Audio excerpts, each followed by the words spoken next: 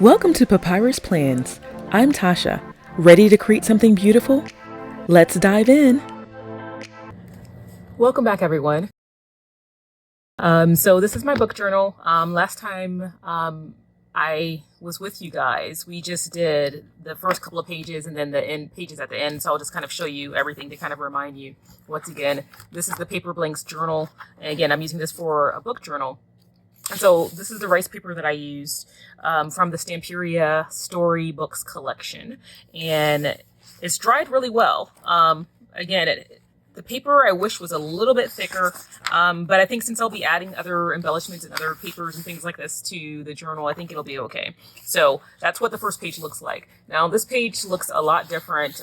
The title page, I originally only had this nameplate here. I wasn't quite sure what I wanted to do, so I just decided to leave it blank until I decided exactly what I wanted. But after I added my name and the fact that this was a book journal, it just looked too plain to me. And the letters here are from this sheet of paper, and I just manually fussy cut the individual typewriter keys out. And then I hand wrote the word book on it, and I used my Pigma micron in order to do that. So that's what I used for the letters here, and then I just wrote in script using the same pen, Tasha's journal. I have a bunch of letter stickers, but they just were way too big for the space. So I decided just to do this by hand. It just made the most sense, the most practical, and I knew that I would be able to write, small enough to be able to fit it within the allotted space. So that's what I did. Again, this is the typewriter keys is from this sheet of paper, and I just cut them out. And again, it's called the Storybook Collection from Kaiser Craft. And so that's what I did there. So I just, cut out the individual keys and then wrote the letters by hand, and then also did that by hand. Now, once I did that, this looks kind of plain to me. So I went back to the rice paper collection and to the ephemera page that I showed you guys last time, and I just kind of cut out some various different elements and kind of played around with them.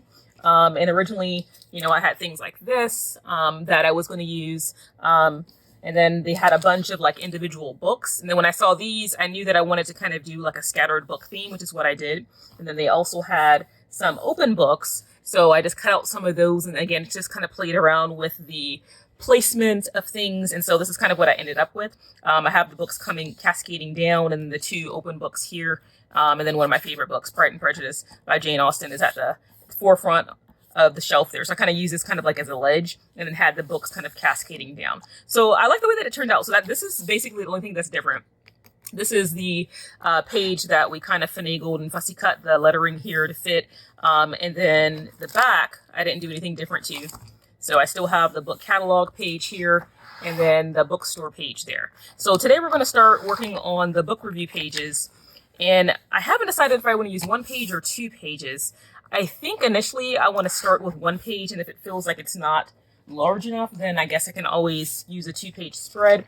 But I think I'm going to start with that. So I'm just going to kind of move some of these rice paper elements out of the way so I don't damage them, because I can always use these little pieces later on.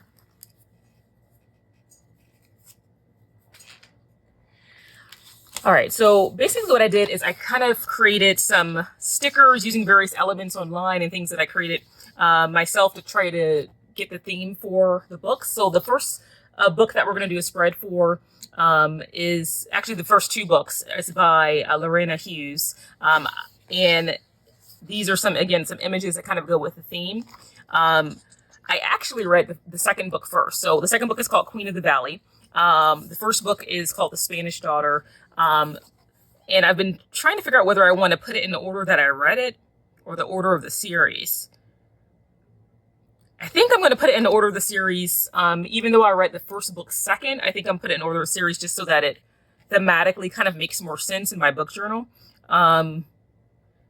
Yeah, I think that makes the most sense to me. So I think I'm going to do that. So I created these images myself and designed that. So let's go ahead and work on The Spanish Daughter, which is the first book. And I actually read the second because I didn't realize this was a series when I started The Queen of the Valley. But we're going to do, I think I'm going to cut this. And I created this originally on white matte sticker paper, because I forgot that this is ivory paper. I think that's the only downside to the ivory paper, is it kind of looks off. And so then I reprinted it on clear matte sticker paper. I think I'm going to use a clear matte just because I think it's going to be cleaner. I just like the way that looks a little bit better. I think the white, I feel like it's going to be a little too stark. Yeah, so let's use this. So I printed some things on this. So I think I'm going to fussy cut this around. And now that I'm looking at it, this is kind of big. I might do a 2-page spread.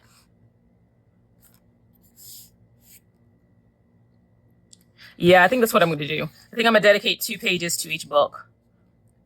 That way to fit the large title, have some decorative elements, and then I'll have space over here to write just a short synopsis about the book, or just kind of some of my thoughts about the book. So I think I'll do that. Again, I have some more images here, so I have a lot to pick from. And I created probably more than what I needed just so I can make sure that I have enough. So we'll do that. So I think what I'll do is fussy cut some elements, and then we can kind of talk about the book as I do that. So let me get my scissors here, and I might need my smaller ones. I don't know. I'll start out with these and see how it goes. So I've never read anything by Lorena Hughes. This book was actually recommended to me from a publisher newsletter that I'm on. And the book, actually the second book, The Queen of the Ballet, was the one that was recommended to me. And I thought it was odd because the publisher never once said that this was a series, which I thought was kind of weird. So that's why I didn't know that it was a series, because they never said that it was, book 2. They just were like, oh, book by Lorena Hughes. And I thought, oh, okay. When I read the description, I thought, oh, that sounds kind of interesting. So the description was intriguing to me. So when I went onto Amazon to, read the short synopsis about the book, and then what was the information in the newsletter, that's kind of what hooked me. And so, again, I didn't really know that it was the second book in the series because I didn't go on Amazon until I was almost done with the book, because certain things weren't making sense to me. And I was like, this just doesn't make sense. And then when I went online to Amazon, I realized that it was, book number 2. So that's why I ended up reading book number 1, because I was like, well, I think I need to read the first book to make sure that all the elements make sense, because certain things about one of the main characters, again, like I said, just wasn't making sense to me. And so I kind of was like, well, let me go and read book 1, just so that I can see if that changes some things for me. But all in all, I really like the book. I think it was a very unique topic, and it is based on a true story for those that don't know, which I thought is interesting. And I love historical fiction. And I love mysteries. So it's kind of got a bit of mystery and intrigue. And it's historical fiction. So I really love that aspect of it. For the most part, I will say, especially in the second book, the characters are super interesting. This first book, it did have some flaws. So book 2 is what made me want to read this.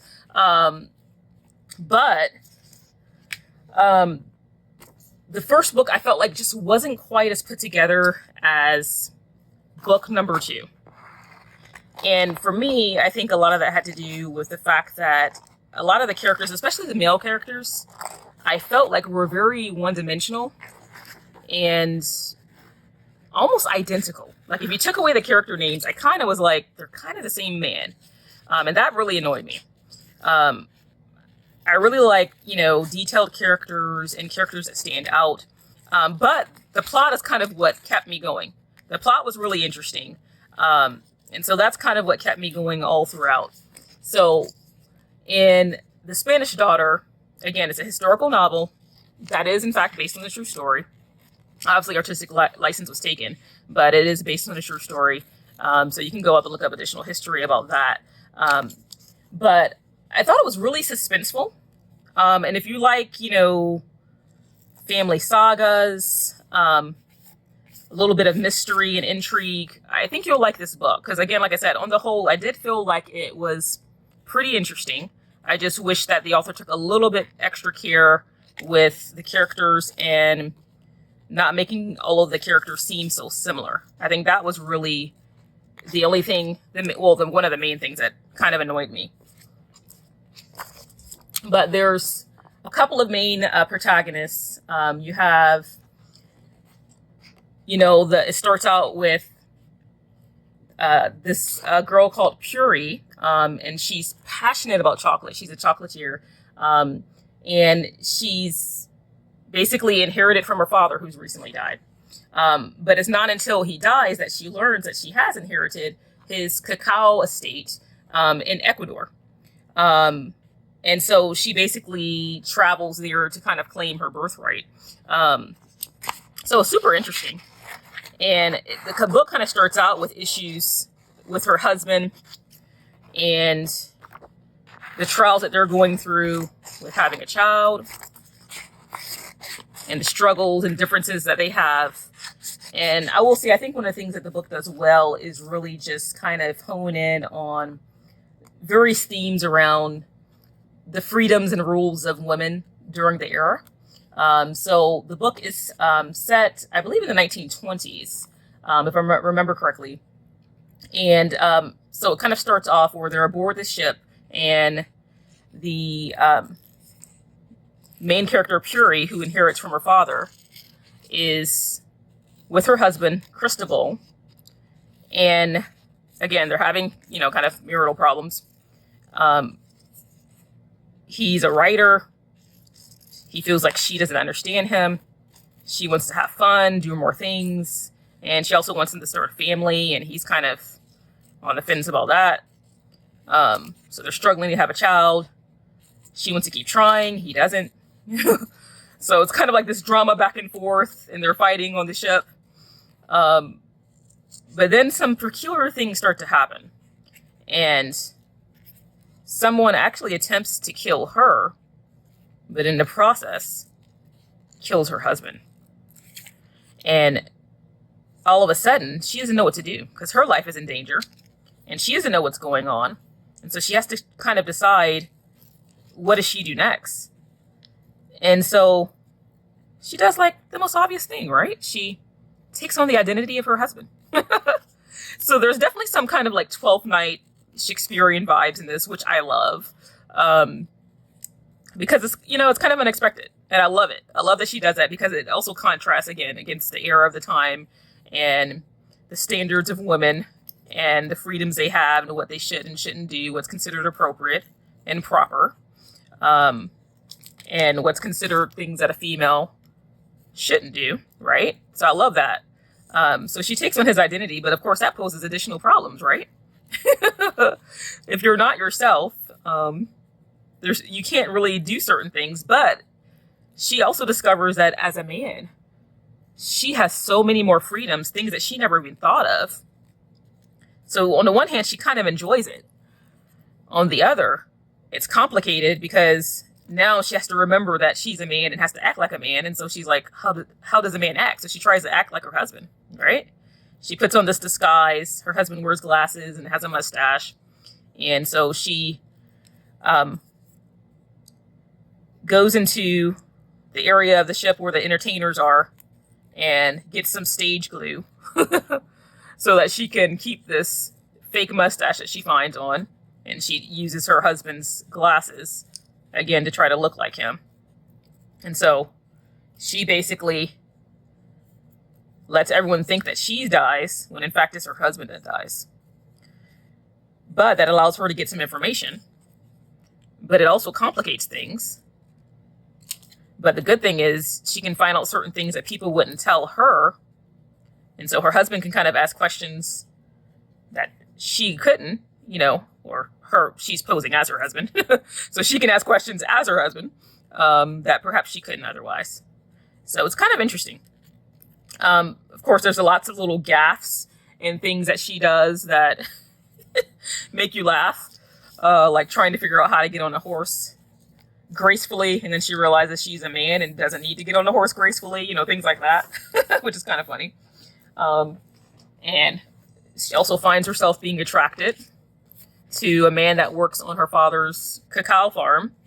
Again, that poses some issues, right? Because she's dressed as her husband.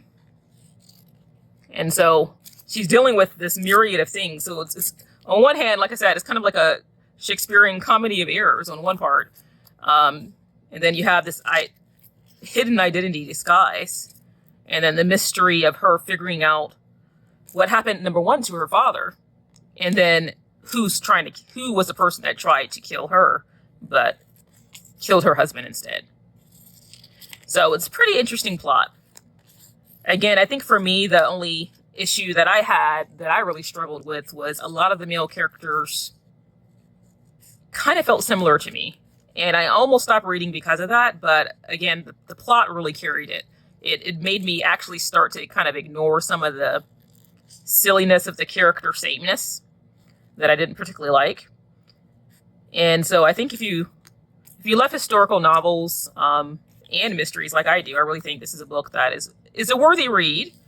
Is it perfect? No. But very few books come close to perfection. So I think it's worth reading. I felt like it was pretty good in terms of the quality of the writing. I did feel like, again, some of the characters weren't fully fleshed out just because they were just so, especially the male characters were so similar. Now, there's a lot of drama, right? Because she's meeting her half-siblings for the first time. So there's drama with her family. Her father left her and her mother when she was quite young. So she's the legitimate heir, and she's the one that's inheriting, yet they've lived on the cacao farm their whole lives. So there's the conflict between her husband, or her posing as her husband, and her half-siblings, because obviously they feel like they're more entitled to the estate, right? Because they've lived there. And so she's dealing with the drama of that while also trying to navigate the mystery surrounding her husband's death and trying to figure out whether or not it's one of her siblings or someone else altogether. And then on top of it, to complicate things, she has a complicated relationship, not just with her siblings, but again with this man named Martin, who is helping to manage the cacao farm. So Martin is he's very driven, but he's also incredibly reckless, almost annoyingly so. He's this very macho, male, confident character. And I found myself really hating his character. Not because he was poorly written, but just because of the kind of person he was.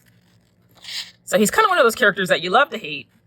He's kind of a jerk. I mean, you know what I mean? Like, he's such a player, and he's such a jerk.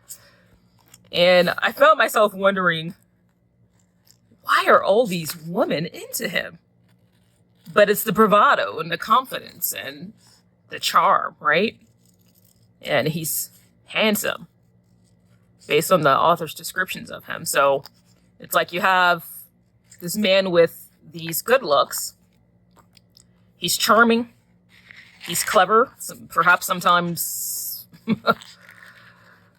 more than his own good, right? And he's also observant. And I did in the very beginning wonder, when did he realize that Puri was posing as a man? Or did he? And early on, I kind of felt like he knew a little bit, or at the very least, he didn't trust this person who's coming as the heir's husband. At least that's the impression that I got. I felt like he wasn't completely trusting, because he's managing the farm, right? He's managing the estate. And so he has issues because it affects him, right? So if the daughter, and now her husband, because back then the husband got all the wife's entire estate. So now it's going to the husband, or so they think, but it's really Puri in disguise. But he's thinking, who is this new owner? And will I be able to work with this person long enough to be able to do what I want to do. So there's that kind of conflict on that front, because he's trying to figure out if he can trust this person and how much this person is going to prevent him from doing the things he wants to do on the cacao farm. So he's very driven, very daring. It's been his lifelong dream to own a cacao farm in 𝐕𝐳𝐴𝐷𝐶𝐶. And he's just really trying to keep it all together because he's trying to figure out what this means for him. If the husband of the woman who inherited this cacao farm is coming in, what kind of changes is this person going to make? So there's kind of the conflict between them on that front. Thinking, what is this guy going to do? And there's also the challenge on the male front of his manhood, because Puri's husband, Cristobal, was a very, very kind of understated man. And he's very quiet, very reserved. So kind of like the antithesis of a lot of the men during that era and in the novel. And Martin is kind of testing the limits, I think, to see what is he capable of. Like, hey, your wife has died, so you don't need to be quite as reserved, and you can, let loose. So he takes them to this, it's like a bar/brothel. And he doesn't understand why he's holding back. But it's really Puri, right? Because especially during that era, this is something that Puri has never experienced before.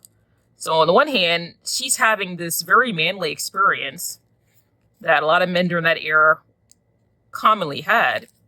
And she's out of her depth. She's trying to act manly, yet at the same time try to get herself out of this awkward situation without looking like she's weak or less than, right? She's with Martin and these other guys, and she's trying not to look peculiar while at the same time maintain the character of who she is. So she's kind of in a bit of an awkward situation. So her identity, on the one hand, it helps her in the sense that it helps her get information from people, because as a man, she can ask certain questions that she wouldn't be able to ask as a female, right? She can be a little bit more demanding, a little bit more assertive of herself than she otherwise would have been. But on the other hand, it prevents her from being her true self. And so there's this constant battle back and forth between the femininity of who she is and the male side of who she is pretending to be, while also on this hunt for the truth of her father and his past and her family and who's trying to kill her. So there's some kind of funny moments like that, and also more serious moments where the author, I think, does a really good job in terms of reflecting on the time period in a realistic way without being preachy or over the top or unrealistic. So you truly get a sense of the era of the time, the distinction between the genders, how certain things affected men and females in different ways, the contrast between the two, and the things that were going on, not just historically, but in certain households. For example, wealthier households versus less wealthy households, and how they dealt with the similar issues. The distinction between the classes, and not just the distinction between the genders. So I really like that counterplay between the two. You're dealing with both of those things. Meanwhile, the plot of this mystery of who's trying to kill her and what about her father's estate prompts them to try to do so, right? There's all these secrets, all these family secrets. She wants to know why he abandoned her, right? As every daughter would, probably. To start up this other family. He had a family. He was married to her mother. And he just abandoned them in order to live his own dream without including them. So there's a pain and agony of that, the trauma of that past, while also dealing with the pain and agony of her half-siblings. On the one hand, because she's an only child, she thinks how amazing it is to finally be able to have some extra family. On the other hand, accepting them as her family makes her confront the wrongs that happened to her mother that her father committed, right? Living with his mistress as his wife, even though her mother was his rightful wife, legally. And so she's dealing with that while also struggling with all the things that come with that. So it's the contrast of having a new family and the struggle between enjoying that feeling of having sisters and a brother while also fully being aware of exactly what that means and the cost that it came with. You have a new family, but at great cost to her mother and to herself, right? She has a new family, but will they want to have be her family? Will they want to acknowledge her? And she gets the sense that they are fully aware of her father's ways and just perhaps simply don't care, right? They've been living a different life than her, enjoying the spoils of her father's wealth, while her and her mother have struggled because her mom was a single mom, right? Only child. She struggled in ways that they never had to. So I kind of get the sense that her father leaving her his cacao farm is kind of a way for him to right all the wrongs that he committed against her and her mother, because he completely wronged her to live this other double life. And he had great wealth, but never bothered to share it with them while he was alive. So there's a lot of that at play. And so at least for me, I kind of came into it feeling like this guy is such a jerk. You cheated on her mother multiple times, and then you abandoned her when she was pregnant. You didn't care about the fact that she had a child, even though you knew fully well that she did. And you kind of left them to their own devices at a time in history when you knew women had very little power, especially a single woman. Kind of her only saving grace was the fact that she was legally married and he had abandoned her. It allowed her to do certain things that she couldn't do otherwise, as opposed to having a child out of wedlock back in that time. So you're dealing with all these different things historically that are going on, and the implications and consequences of certain actions that were very massive back then, and how it affected her. How it affected her childhood, her relationship with her mother, her relationship with the father that she never really that she had but never really got to know. She only knew him as the man who abandoned her. And of course, her relationship with him in terms of her thoughts of what he was like and would be like versus her mother is different, right? For her mother, he's just a man who was selfish and abandoned them. And while she also knows that to be true, every child wants to be loved. And every child wants to know what their parents are like. So she's struggling with that part of it. Struggling with wanting to know who he was as a person, right? Inquiring about who he was from her half-siblings, trying to get to know him better, while at the same time struggling with the fact that getting to know him better doesn't take away the pain of what he did to her and her mom. So there's a lot of family, I guess I would say, drama and tragedy, some of which she doesn't even fully comprehend. And on one hand, her half-siblings, I feel like, just resented her because, again, they're angry that their dad left the estate to the only legitimate child he had versus the children who actually lived on the estate. Well, on the one hand, that's understandable, right? Because they had access to him their whole lives while she never did. And she never had access to him or his money. They did. So I think on one hand, I think it makes sense that he did what he did. I think that's why he did it, actually, because, again, I think he was trying to right a wrong.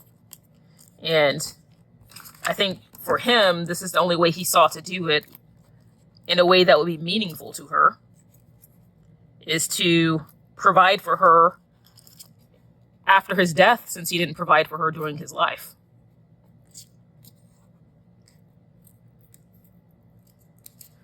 But there's a lot of complications.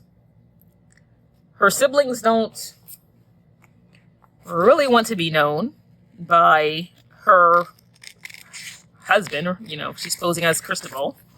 So they don't really want to be known, but at the same time, they know they have to be cordial. And there's also the complication of her death to deal with. The estate attorney is asking for the certificate of death. When will it arrive? I think history is working on their side in the sense that things took longer back then. You know, waiting for information from the ship and the captain of the ship. So she kind of uses that on her side to try to buy herself some time to try to solve this mystery. Meanwhile, she's sucked into the current drama of her siblings and their world and dealing with all that entails, while also still trying to navigate some hidden truths. So, really interesting novel. Again, I think it's a worthy read. But I did kind of feel like the author wrote a lot of the characters the same, in the sense of, I felt like a lot of the male characters were womanizers. A lot of the male characters were arrogant, cocky, self-serving. And while I think that's partially true of the era, I certainly don't think that's indicative of every man that lived during that time frame. I did kind of wish that the author, again, took more care in terms of the character development, in terms of establishing greater depth with the male characters. I think she did a better job with the female characters. Like the contrast between Puri and her half-siblings, I thought was really well done. The female characters, I felt like were very realistic. And I didn't feel like they were all the same.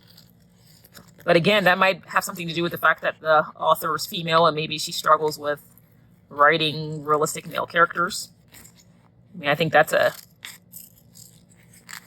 genuine issue that can happen. Like some male authors might struggle with writing realistic feminine characters. So I think the author definitely needs to work a little bit more in terms of character development, especially male character development.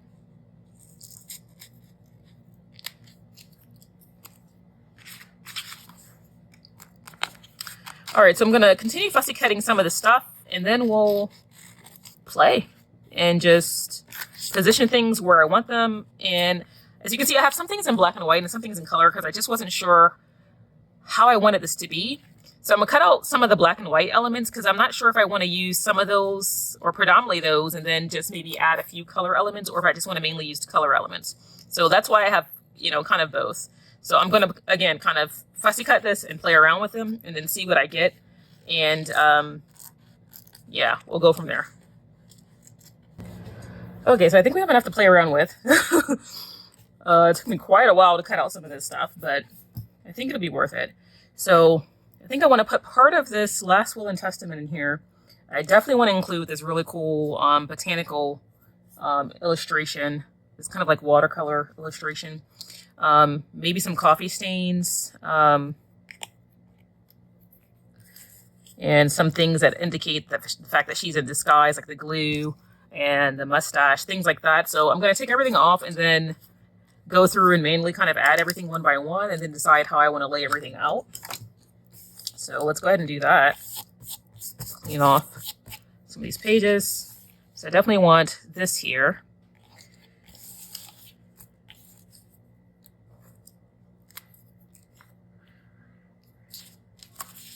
And I'm not sure how much of the chocolate I want to use, but I do want to use some of it.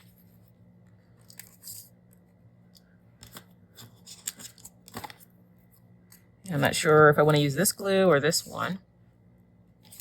And I have these really cool stamps. I thought it'd be kind of cool to use some of these.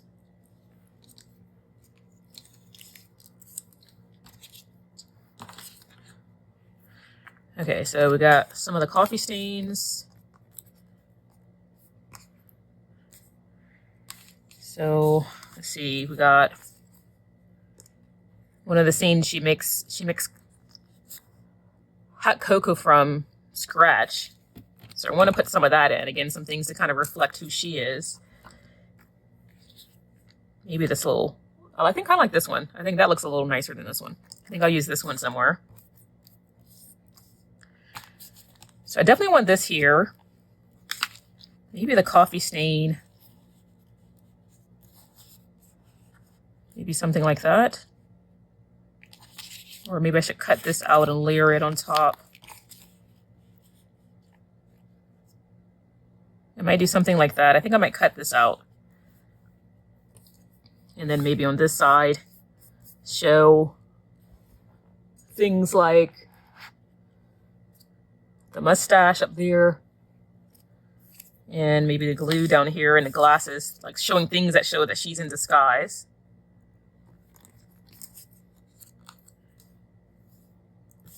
Kind of like that.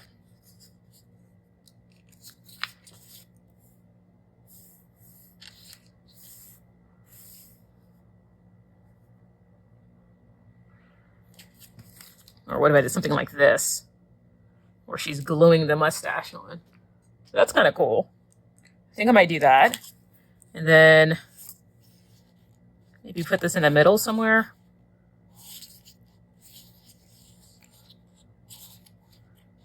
I might do something like that. Then, let's see, I might tear some of this off. Just have it maybe in the corners here. Let's see, I wonder if I can tear this paper. Oh, it's really strong. Okay, now. Gosh, this is too bad. Let me see if I can use my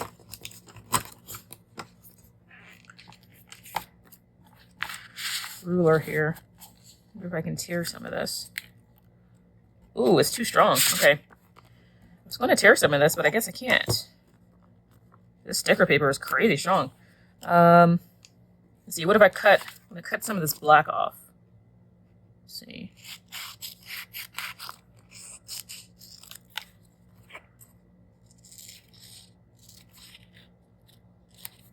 Maybe just have it where the pen is peeking out.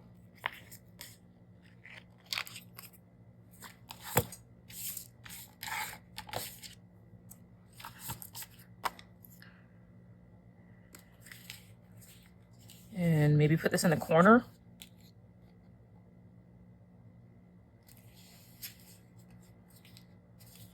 I want to get some of the wax seal in here.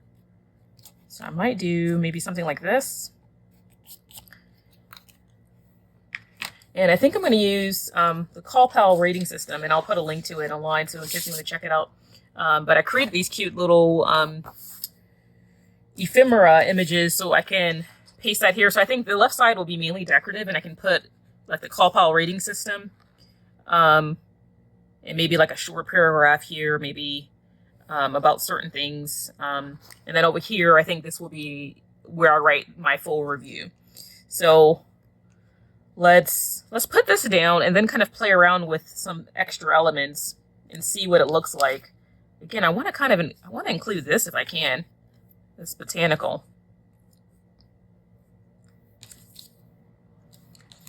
And I lost a little script that came with it that said cacao. I don't know if I can find that, but if I can, I want to include that too.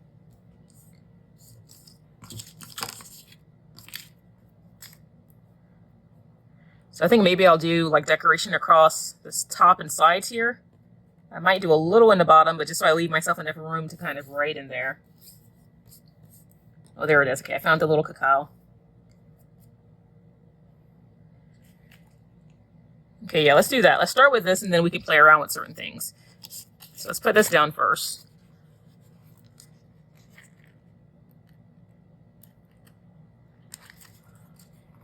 Let me get my, oh, there it is.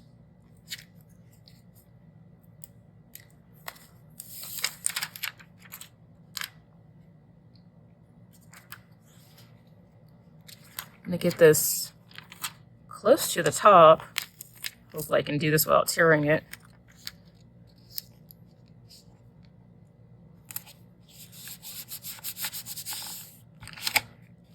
There we go. That's not bad.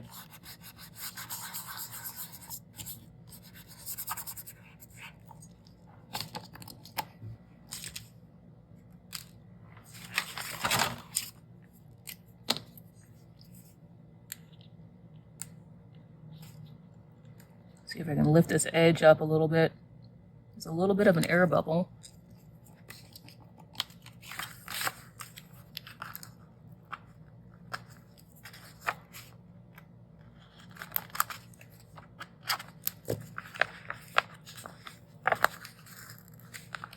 Ooh, it's tearing the page. Now we're going to smooth it down and, oh, actually you can't really tell. Okay, good. Okay, so that looks pretty good. Now let's see if we can, again, I think I'm going to have to cut the inside of this. Maybe I should peel it first and then see what it looks like.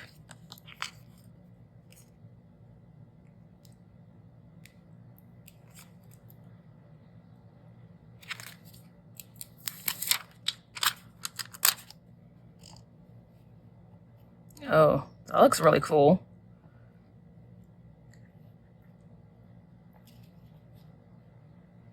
Actually, I might not cut it out. I think I might just leave it like this. Even though this is a little, or maybe I'll just cut out the area here where by is. Let's see. Just so this part is a little bit more legible.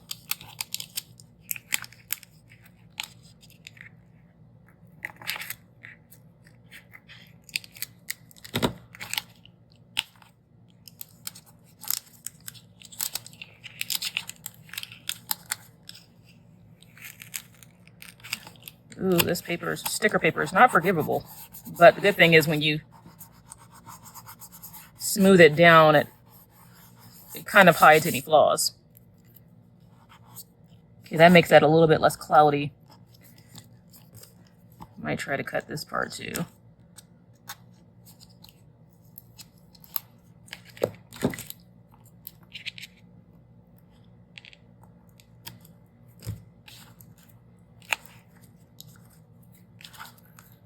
Probably should have did this earlier, but I didn't think I needed to until I put it down and saw that it was a little cloudy. So I'm just trying to cut this little edge here. There we go. Just so it's not as, so that it's as dark as the rest of the text. Okay, I think that works. It's okay. Wondering if I should have just left it alone, but we're living with it now, so we're gonna make it work. All right, so let's put this in the corner, somewhere down here like this.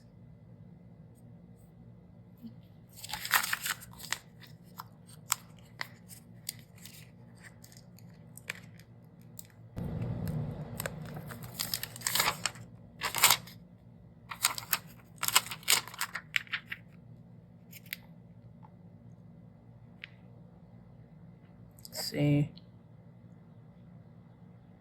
I want to get the bulk of the wax seal in the bottom.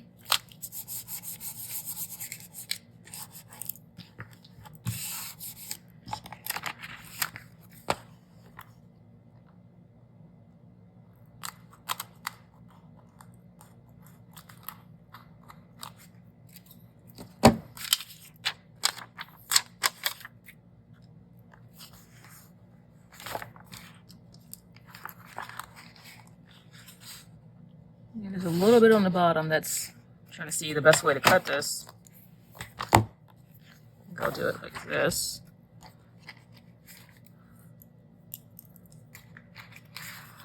Oh, this is hard. Maybe I should this way. I mean, it's a tiny little sliver, but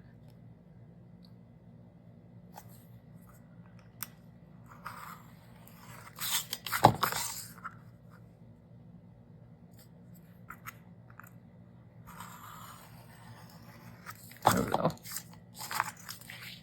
Okay, perfect. All right.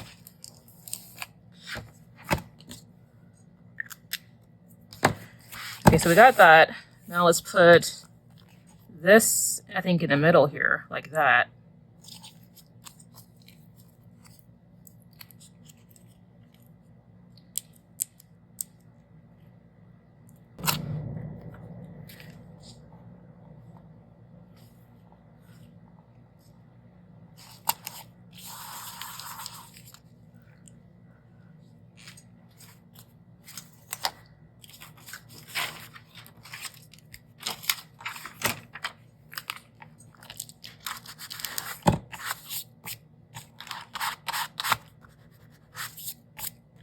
There we go.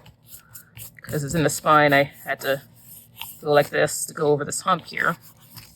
Okay, that's not bad.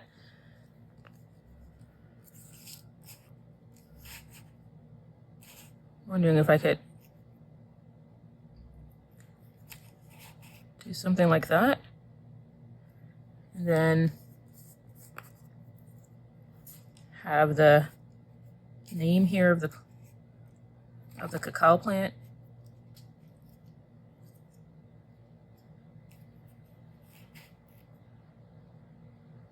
I think I might trim a little bit of this inside leaf so I can see more of the bai.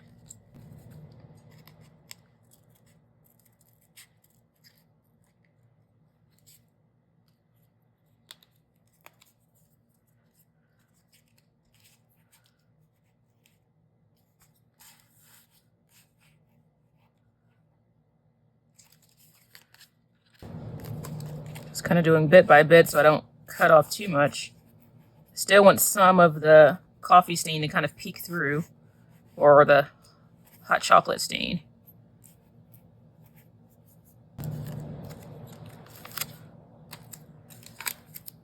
Okay, these leaves are a little fragile. Hopefully I can do this without tearing it. Let's see, how did I have it?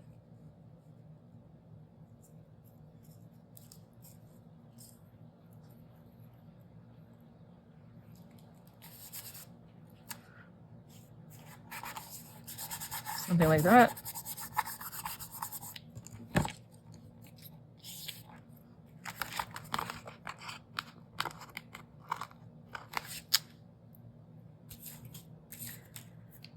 And this is so tiny, I think I'm gonna need my X-Acto knife here. Okay, let's see. I think I'm gonna put it right in this little nook here.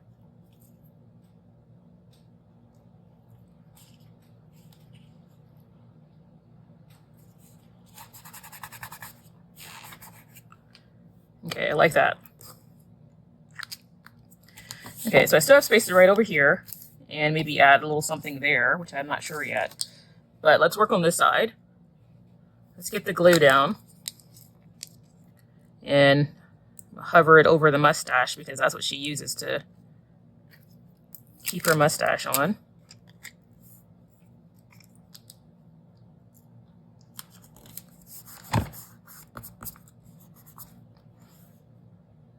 Maybe we should do that, or should I go like that? I don't know. Let's put the glasses down.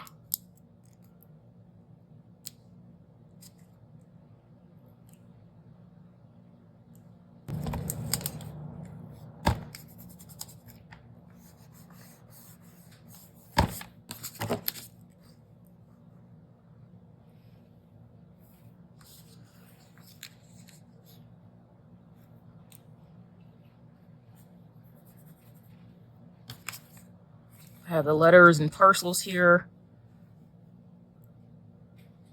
Maybe do something like that, and maybe use some of these stamps of different places in Spain.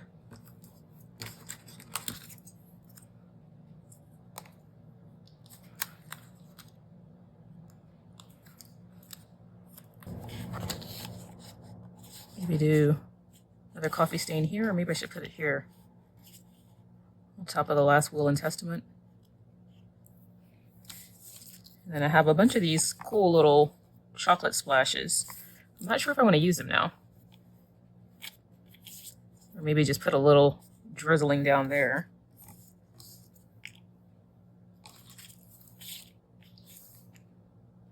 Oh, that's kind of cool. If I do something like that.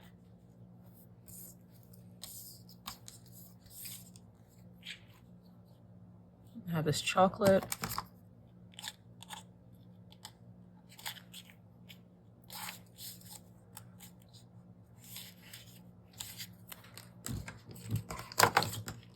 I think I'll do that. Do it like this.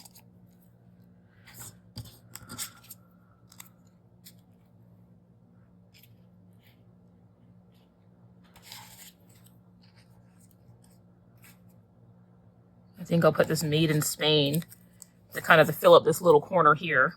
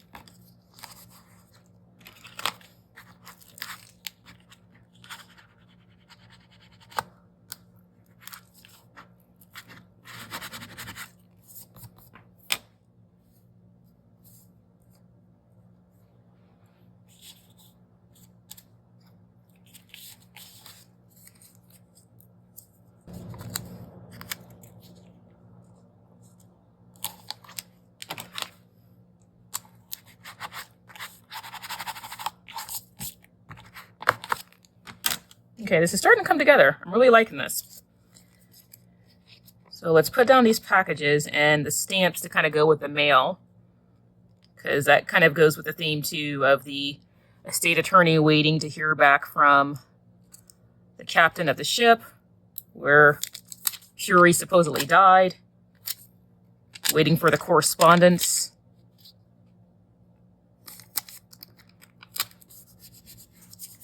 Confirmation of her death.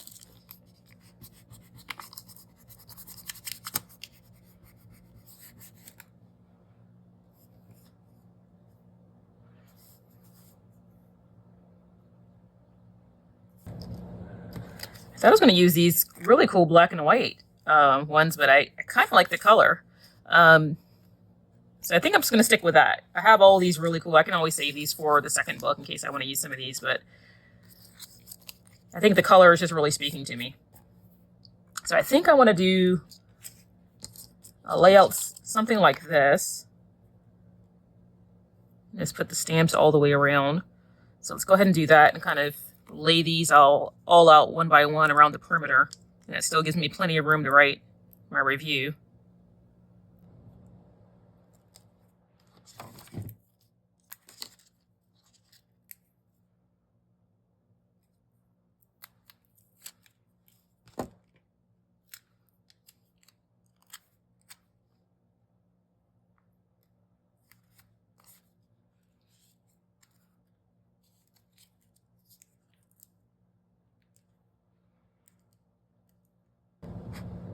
I think I might have a little bit of chocolate peeking through on the end over here.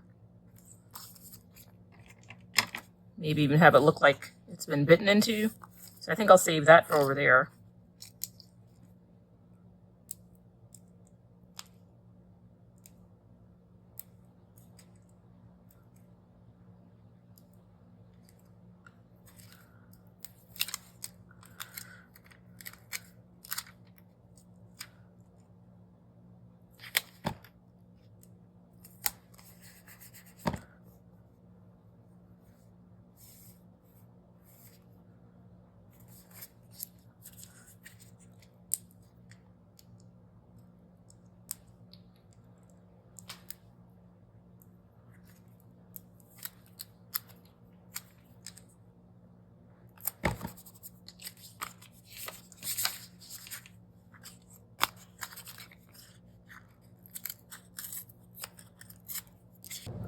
I think I'm going to have the glue on the tip of the mustache coming up like that. Okay, so let's cut around the edges and see what we've got.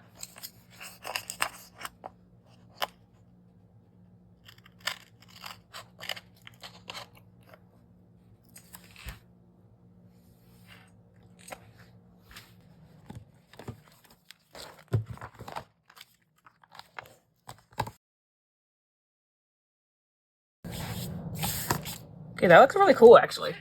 I really like the way that this turned out. So I think I'm gonna leave it there. And then again, I have space to write in my review. And then I'll work on book number 2 the next time we meet. And, oh wait, I forgot about this. Should I add this here? Let's see what it looks like.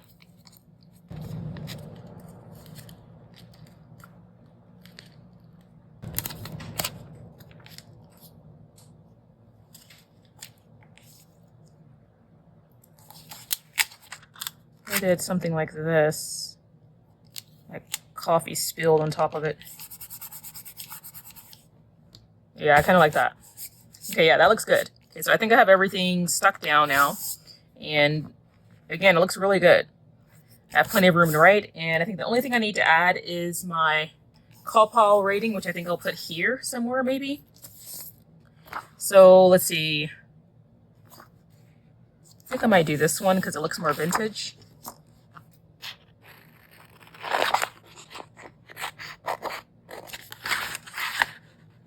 Okay, so this is where we finished off. All I did, my camera died on me, so I had to go charge it.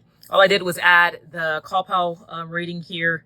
So I just wanted to show that. And then that's the only thing that I added. So everything else is the same. So I just added this little piece, and then the rest of this I'm going to leave for, I think this is going to be for my review. And I think I'm going to put maybe a quote from the book here to fill in that space over there. Okay, so I just did the 𝐭𝐻 scoring. I think 𝐭𝐻 gave this a little bit more than I probably would have. I would have ranked this maybe as a 3.5 star. Based on the 𝐭𝐻 rating, it ended up being 7.71, which is considered a 4 star. I mean, which is okay. I mean, I think with the exception of how she wrote the male characters, I guess I would agree with that. So I'm not angry at it. Originally, just out of my head, I would have said 3.5 stars, but I feel like this does give you a more complete picture, because actually the things that made the ranking go up were things like my enjoyment overall of the plot, the level of intrigue and plot were ranked very high because it had a great plot line and it was very suspenseful. I did like her writing style, and again, the way she described the atmosphere and the setting of the novel of Ecuador in the 1920s and all of the societal issues that the characters face. So I guess in that regard, I think I'm okay with this, because at first I was like, 4, because I would have said 3.5. But the more I think about it, these things, because this had such high ratings, the low score I gave for the character, the poor character development, kind of made up for it. So this ends up being a 4 star. Originally I was going to say 3.5 star, but hey, there you go. So that's kind of an overview of the 𝐭𝐻 rating. It addresses things like character, atmosphere, writing style, plot, intrigue, relationships, and enjoyment. I was kind of on the fence about relationships because there are several things about the relationships that just annoyed me. I ended up giving it a 7 out of 10. I was on the fence about maybe giving it like a 5.5 or 6. In fact, the only thing that made me rank it higher was the development of the female characters. So because of that, and it did have great subplot, so that's why I decided to rank it up slightly higher. So all in all, this gets 4 stars according to the 𝐭𝐻 rating. That's all for today. If you enjoyed this video, give it a thumbs up and share your thoughts in the comments. Until next time, stay inspired, and thank you for watching.